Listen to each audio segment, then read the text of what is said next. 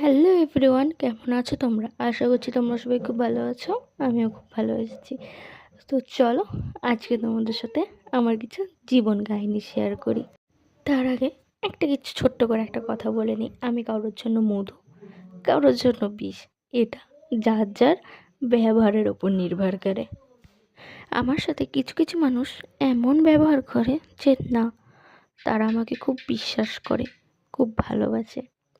তারা হয়তো এটা জানে না যে তাদের ভেতরকার কথাও আমরা জানি। তারা আমার সামনে ভালো ব্যবহার করলেও পেছনে যে ঠিক কাটি করে সেটা আমি খুব ভালো করে জানি। তারা ঠিক গল্প করে, আলোচনা করে, ভাবে আমি কিছুই জানি না, কিছুই শুনতে পাই না। আসলে আমি সব শুনি, সব জানি। তাদের উদ্দেশ্যে তোমরা আমার নামে নিন্দা করছো, চালিয়ে যাও, তাতে আমার কোনো যায় আসে না। একটা কারণই, কারণ আমার হাজবেন্ড আমার পাশে আছে।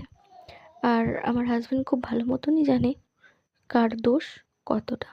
তাছাড়া আমার কোনো যায় আসে না তোমরা আমার নামে কি বলো আর না বলো। কিন্তু একটা ছোট্ট করে একটা কথা বলে নিতে চাই। চুপচাপ থাকি বলে ভেবো না যে আমি কিছু বলি না বা বলতে পারি না। আমি অভিমান পুষে রাখি, সময় মতন ঝড় তোলার মানুষ। এলো মর্নিং ব্লগ। তো আজকের ভিডিওটা এইটুকুনি, দেখাবে নেক্সট কোনো ভিডিওতে।